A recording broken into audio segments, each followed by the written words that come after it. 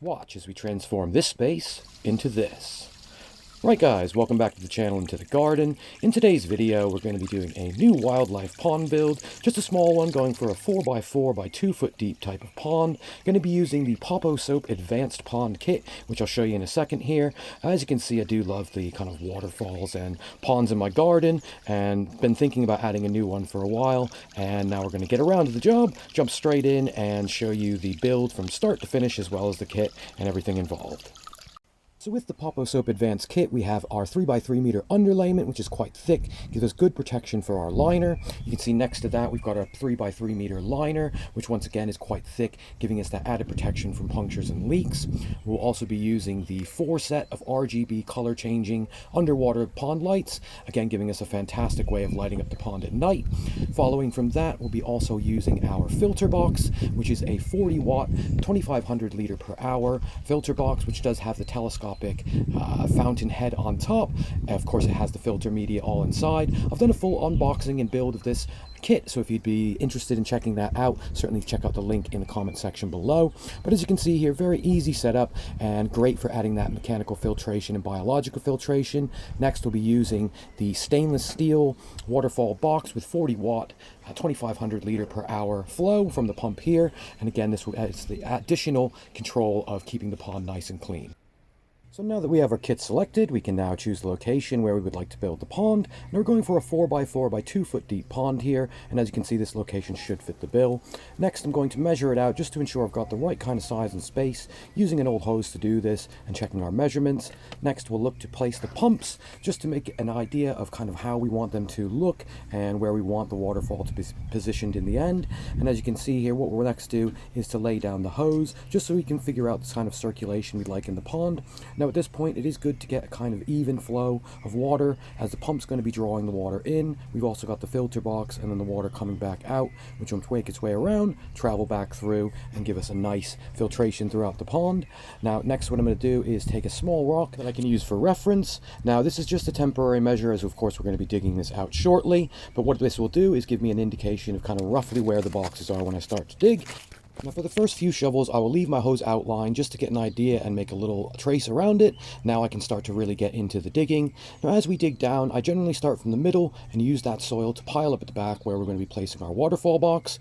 Now as we go through, you can see I'm exposing quite a few roots. Now these are the types of things you want to be wary of when you are digging a pond, as this can then in turn puncture the liner. So as you go through, you want to make sure you clear out as much roots as possible. Next, as you can see, we're starting to dig our shelves, and this is where we're going to be placing the rock once we get our underlay and liner in. This will help us to not have to use as big a rocks to cover the gap from the depth all the way to the top. Now you can see now we've gotten down and you can see the shelves there. We've cleaned out the space, got all of the roots out, and this is just to ensure we have a nice clean base to work with before we put our underlay in.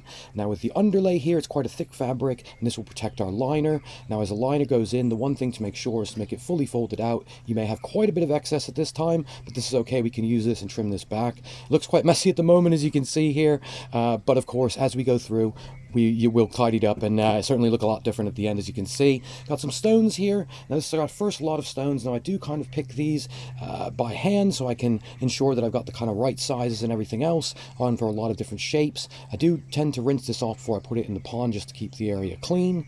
Next step, we are adding our overlay. Now once again, this is to protect the rocks, the liner from the rocks that we're adding on top now. And you can see we start to tuck in the liner as we lay the top rocks in. Now with this here, of course, there's a lot of sort of artistry, so you know the style I've gone for isn't necessarily a style that you need to go for if you're building a pond, but it just gives you a rough indication of kind of a more stony area. Now this is in the arid part of my garden, so I am using a lot more stone than I typically would in a lot of my normal builds, but as this is said, you can see here now we've got quite a nice perimeter right around the edges of the pond. Now as you can see, the underlay here, what you want to do is make sure that is right at the top of the water level and not hanging out, as this will use a wicking effect and draw moisture out. Next steps here, we're going to be trimming back some of the excess liner in the front so we can roll that back under, get an idea of kind of how we're going to look once we have our final edging in. Now of course, when you're adding your edging stones, it is important once again to give them a good rinse, as the same as your kind of rough gravels. As you can see here, what I've done is to make some holes in the bottom with a knife, and I can just fill that with the hose and rinse that through. And if you can see at the bottom there, we've got a lot of that kind of of grime coming out.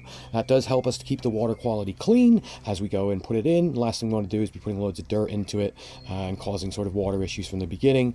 Now that we've got the gravels in, you can see using various different sized stones gives us quite a natural effect, and it makes it look a little bit more kind of in place here. Now, of course, once we get it all built in, grown in, we're going to be adding lots of plants in the future here, but for now you can see we've got quite a nice edge side, and of course the gravel does help to kind of ensure that we are hiding that edges of liner. Now, of course, with the excess liner that we have tucked under, if we ever do need to pull it up, we can just remove the rocks and make space for that if it does ever seep down. You can see I've just drained the water here as we're going through and starting to build the waterfall section at the back. I'm just using the Gorilla Foam to do this. Now, what this does to ensure that we have a good seal. Next, we're going to add our pump and line and ensure that we can get it into the place that we had before when we started our initial setup to draw the water right across the pond there, just to ensure that once again we've got good water flow. We don't want to have any stagnant spots or any spots that are getting really low flows. This can cause spikes in bacteria and algae. Next, we're going to add our waterfall box in at the back here, and again just get a rough placement for now just to ensure that the flow is coming out over the top of the waterfall and not seeping too much behind. Now, as we go through and test this, what we can do before we do our last foaming is just to ensure that we have the kind of correct setup. And once again, the foam can be removed, but as you can see here, water is coming off the front on the waterfall in the back, but we are losing some to the cracks, so that's going to be the next area to adjust here. When the water's flowing, it's easy to see where we're not so level, so I've gone back and just adjusted that to make the box level at the back. You can see we're getting kind of a drip flow off the front here. I do believe once we get that foam in, we will be able to pull a lot of that over the front. Just going back now and testing my last capping stones just to ensure that I've got the look I want before I give it the final foam. And coming away from it, it's good to look at your feature from different angles just to ensure you've got that kind of look you want.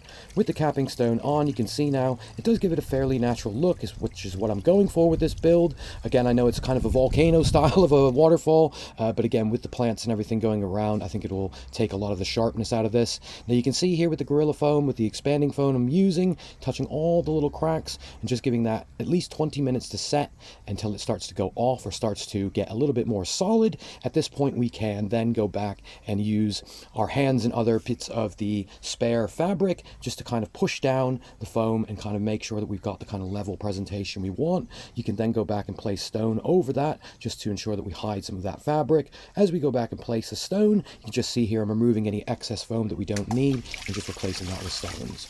Now that we've got the feature running, you can just see here now that water comes a lot better off the front of that waterfall, giving us the adequate and ideal look that I was after.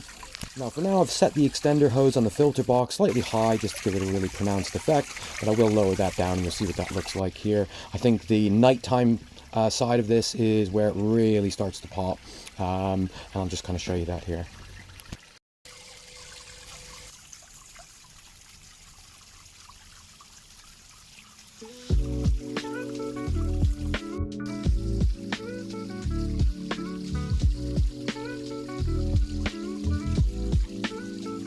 Know what you think of the build in the comment section below. I'll put all the links to all the products in the comment section below, as well as the friends of the channel.